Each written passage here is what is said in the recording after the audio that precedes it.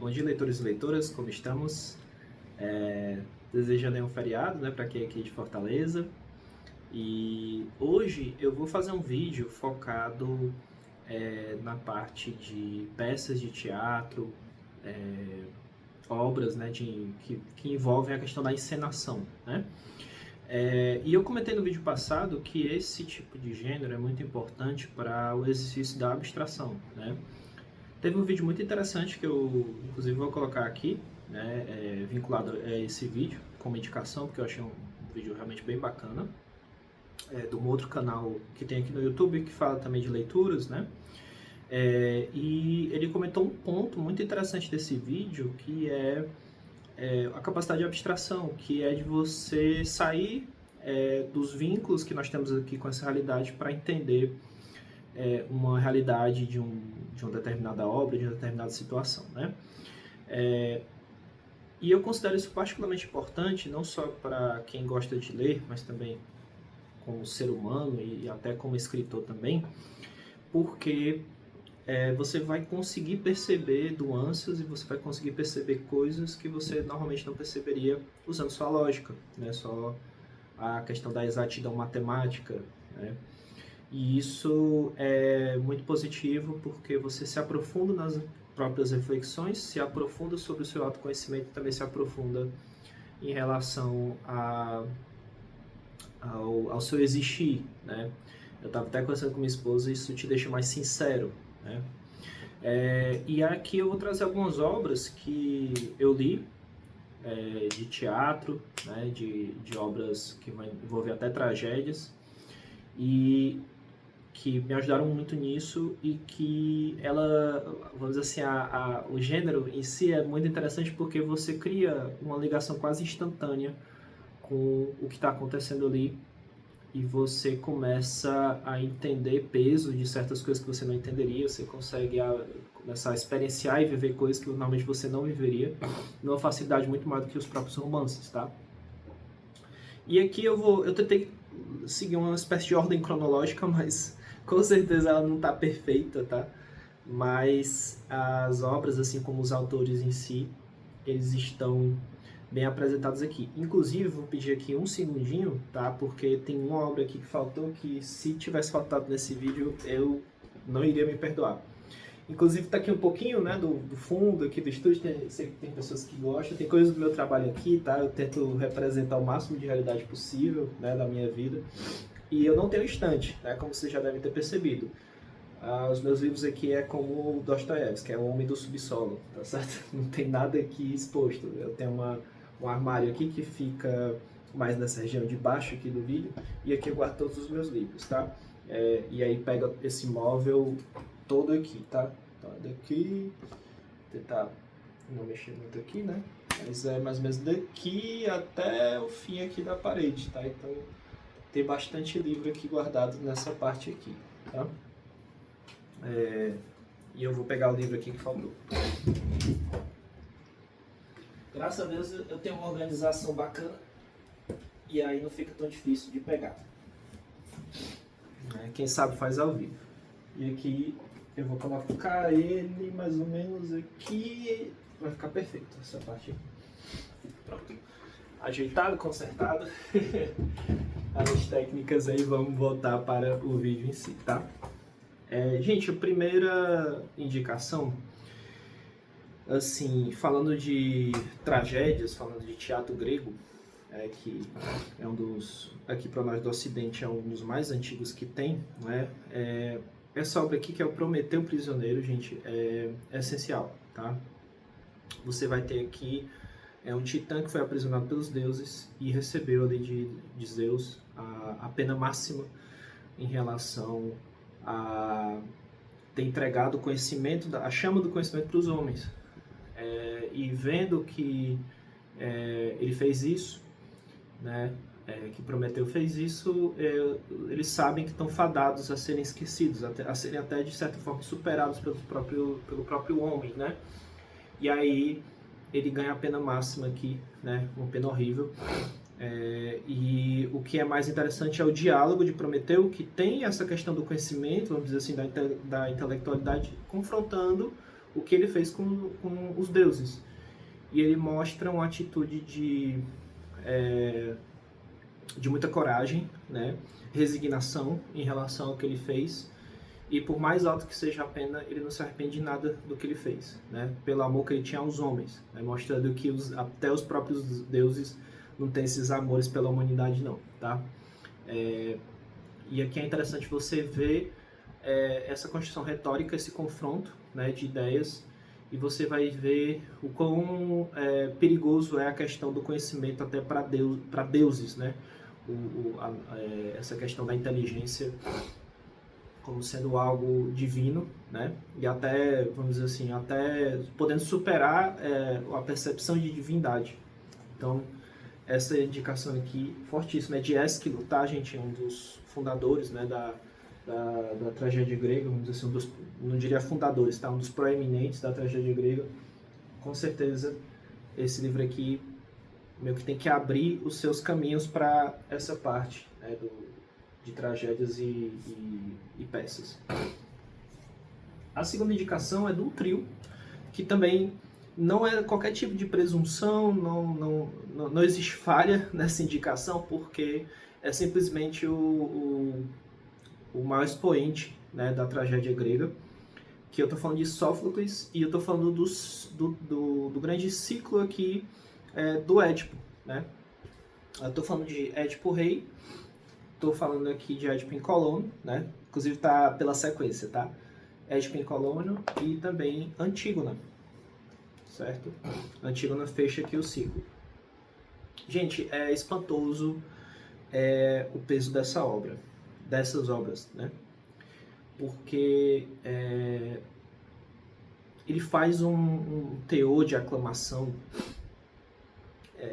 tão grande, ele cria um peso nas cenas que hoje pra gente é um pouco imperceptível, mas pra época, né, era algo assim tão pesado, tão trágico, que você chega a sentir pena do personagem, né?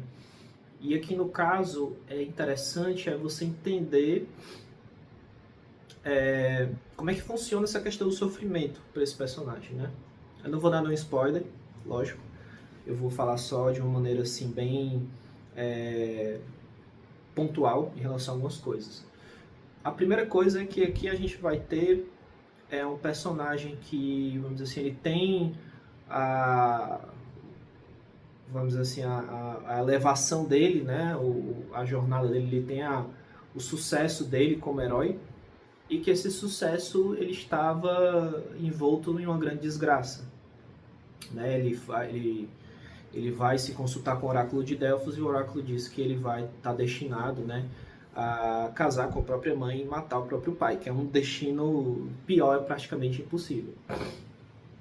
Ele fica muito chateado com essa, né, logicamente ele fica muito triste com essa questão, porque o oráculo de Delfos era conhecido por não falhar, e ele tenta fugir do próprio destino, sendo que aí vem aquela frase que acho que algumas pessoas aí que gostam de assistir filmes, né, e outras formas aí de cultura estão cansadas de ouvir, que é exatamente aquela de fugindo do próprio destino é que o destino se cumpre, né? E isso acaba acontecendo aqui, só que forma, vamos dizer assim, caminhos. A primeira é a concretização, né, desse destino, e ele, sem saber o que fazer, no desespero, acaba tomando certos atos até atrozes, né, atos radicais. Quando a gente chega em Édipo Colono, você vai ver a resignação dele em enfrentar o próprio destino. Ele, que era um rei, passou a ser um estrangeiro, e ele recebe suporte das próprias filhas, né? Então ele, vamos dizer, elas são as muletas dele para existir nesse novo mundo, e mostra o peso, assim, dele ter realmente perdido tudo, dele ter sofrido o pior destino possível, mas encarando ali religiosamente esse destino, vamos dizer assim. E o terceiro, que é Antígona, já é já não é mais ele, é outra figura que assume, que é a filha dele, né? Que ela mostra uma coragem e uma resignação também em enfrentar as tradições pelo próprio direito que tem de enterrar o próprio irmão, né? E para isso ela vai enfrentar o próprio tio, que quem conhece um pouco da história também do Édipo vai entender aqui que existe uma rixa muito grande entre eles, e ela acaba, vamos dizer assim, não conseguindo enterrar o próprio irmão. Só que aí ela enfrenta o próprio sistema para ter esse direito, né? E mostra uma atitude de coragem que lembra muito o pai dela, né? Mostrando até aquela impressão de que o destino ali de pais e filhos, eles meio que se repetem, né? Estamos destinados a repetir os erros dos nossos pais, né? De certa forma. Então, é uma obra que vocês podem ver até pelo tempo que tenho aqui de vídeo, que consome tanto da gente, dá tantas reflexões e a gente se envolve tanto com ela, que, como o pessoal gosta de dizer na internet, né? Ela acaba alugando um triplex nas nossas mentes. E é isso, tá certo? Eu não vou falar mais nada, porque falar mais sobre essas obras seria spoiler. E vocês têm que ler e viver um pouco essa obra, para vocês entenderem o peso dela. Indo um pouco mais adiante, a gente vai ter Shakespeare. De todas as obras dele, essa aqui é a minha favorita, mas, assim como o nosso querido Sófocles aqui, nós temos 3 indicações de Shakespeare, de 3 obras que eu particularmente, assim, acho que até agora, né, são as melhores. Eu sei que tem pessoas que vão ter opiniões diferentes, mas eis a minha. Então vamos lá. A primeira é Hamlet. Gente, Hamlet acho que é uma das obras dele, assim, que de maneira unânime, praticamente unânime, né, das obras favoritas desse autor. E aqui eu li com ele com meus 19 anos, e eu comecei a ter uma noção do que é a beleza estética da poesia através dessa obra aqui. Então foi ela quem me incentivou a ler mais poesias e poemas. E aqui não só a gente tem uma obra que é de maneira rítmica, né? Ou seja, parece que você está lendo uma música, né? E você também vai ter as reflexões poderosíssimas aqui. Tem uma cena que eu nunca esqueço, é uma cena de comédia, né, mas para mim foi inesquecível, que é quando eles vão visitar o cemitério, que é exatamente essa cena aqui, que eles estão em busca do corpo, né, de uma mulher, e aí ele pergunta pro coveiro se quem ele está enterrando é uma mulher, né, exatamente essa cena aqui que você está vendo na capa. E aí ele genialmente responde que o que está aqui não é mais mulher, nem homem, né, porque é um cadáver, né. E o amigo dele que está acompanhando responde: Shakespeare, não se irrite com esse homem, porque não é batendo mais forte na cabeça do burro que ele vai ficar mais inteligente, né? Então, uma cena que eu nunca consegui esquecer dessa hora. Eu achei super engraçado e sagaz, né? E Shakespeare, gente, é isso, tá?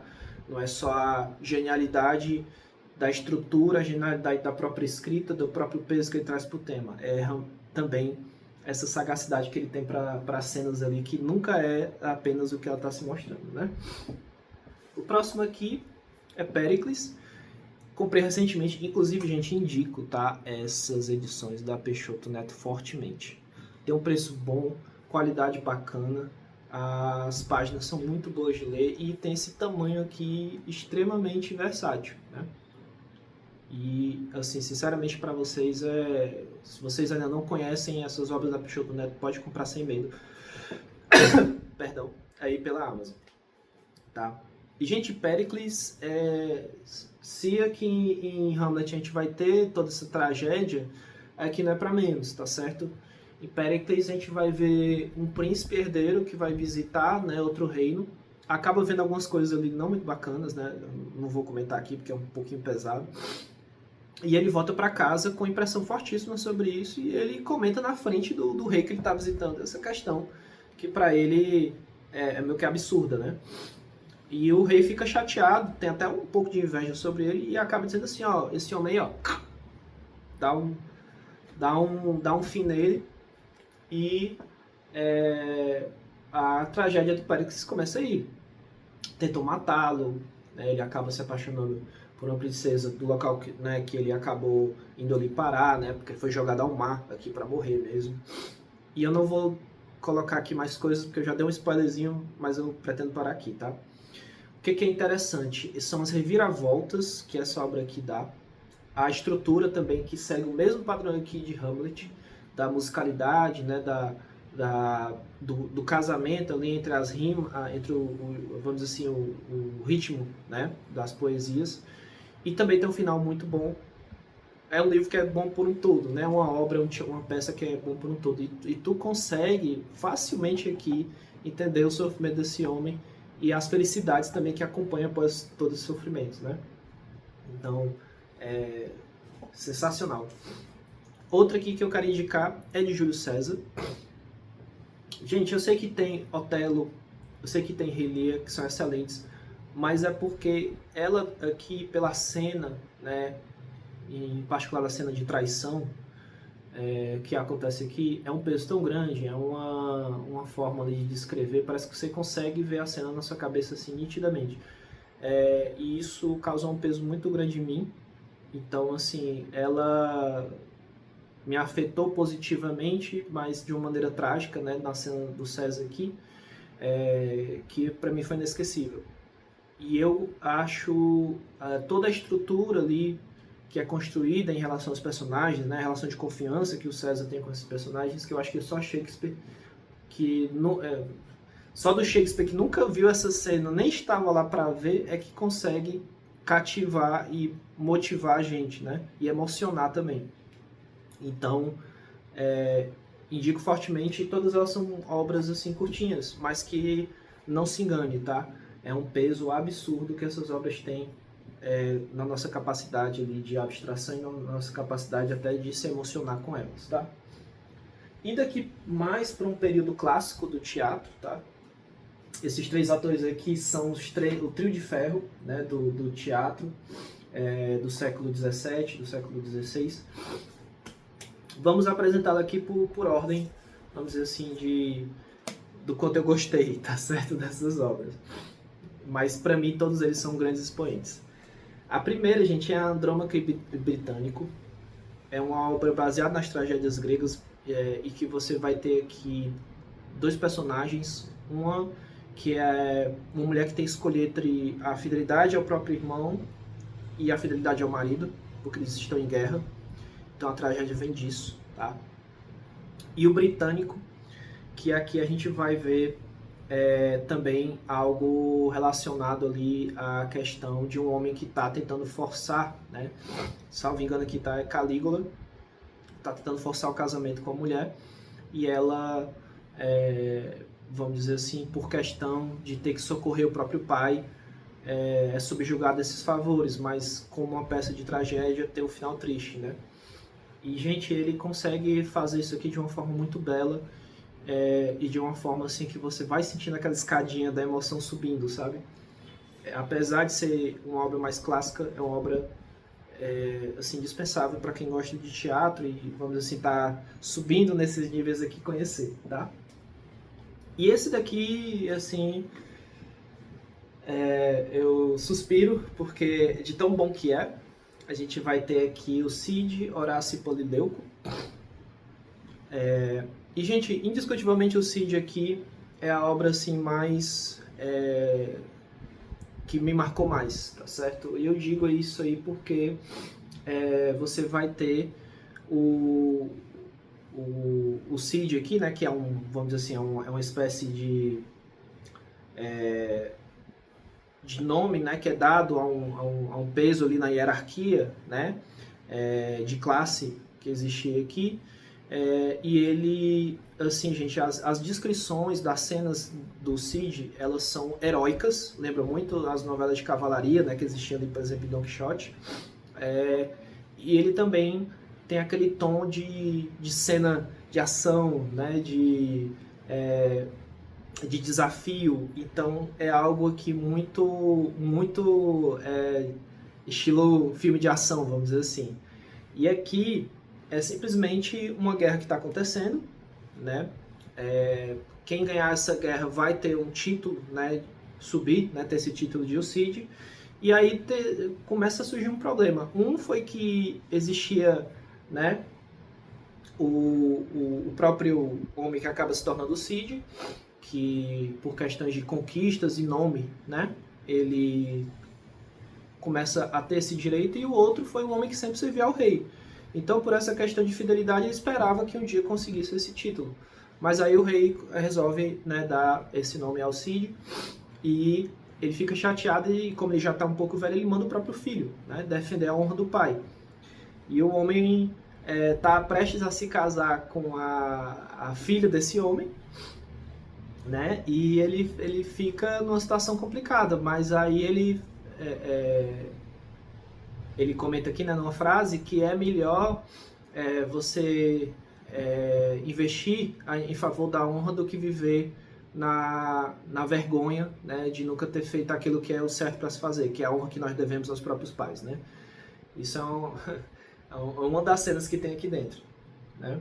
E aqui a gente vai ter também outras duas peças, que uma gira em torno ali da fidelidade cristã, e a do Horácio eu não estou lembrando aqui agora, tá certo? Mas as três peças são excelentes, mas principalmente aqui a do Cid é bastante marcante, tá? E aqui vamos chegar no meu favorito de todos, tá? Eu não tenho vergonha e nenhum tipo de autocontrole para falar de Molière. Gente, Molière é um gênio, tá? Quando eu li aqui essas três peças, inclusive dessa editora, tá? Que é da Unesp, você vai ter aqui as três peças, o Tartufo, o Dom Juan e o Doente Imaginário. Os três aqui geniais, tá? Você lê, ri, entende a crítica e ao mesmo tempo você começa a se apaixonar por esse autor, que é uma coisa que simplifica muito a ideia que ele tem sobre teatro e sobre a comédia, né? Que ele comenta, o Ariano Suassuna falava muito sobre esse autor aqui, que não existe tirania que sobreviva a uma risada, né?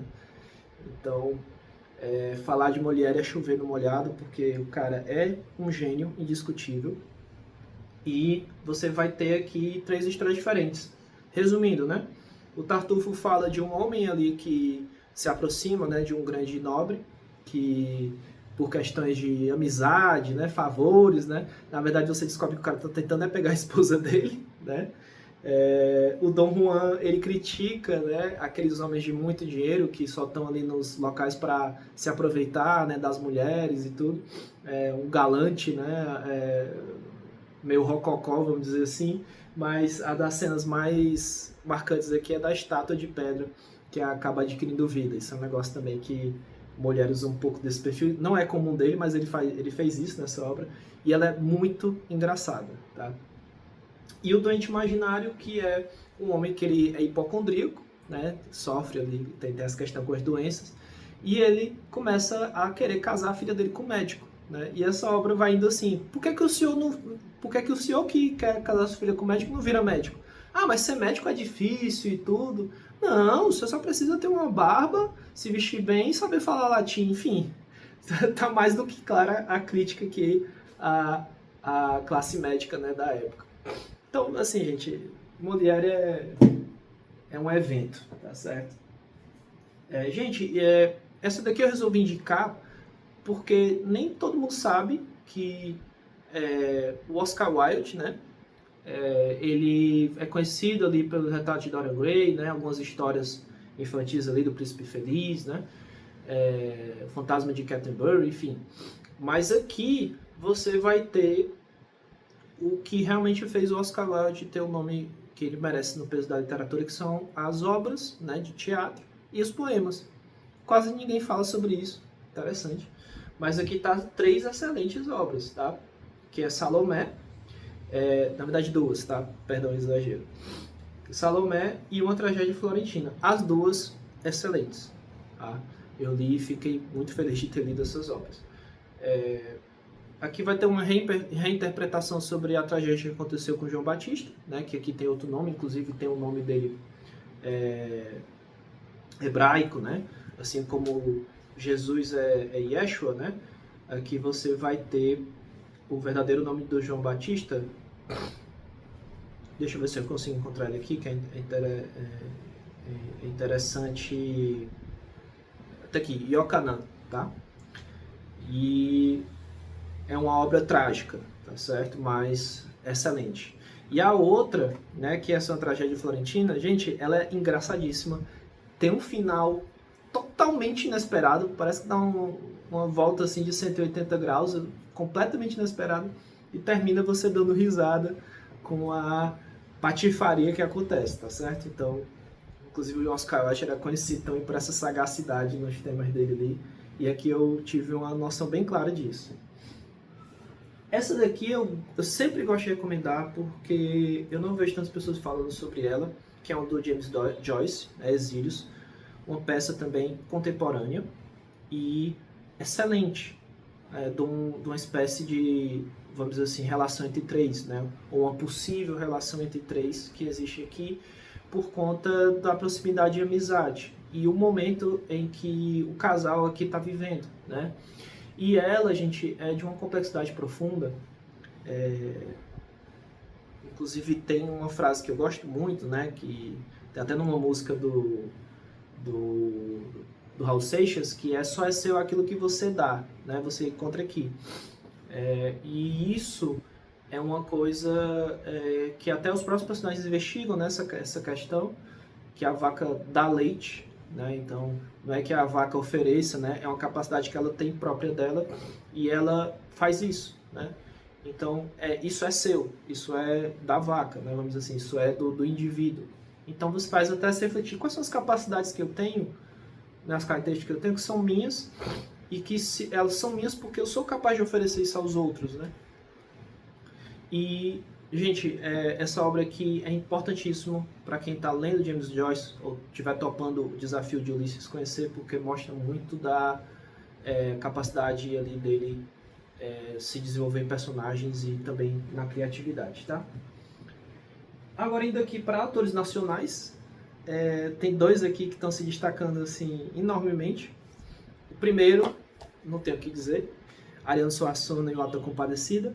Aqui, Ariano, gente, nessa obra, ele se equipara ao Molière, sem qualquer sombra de dúvida, tá certo?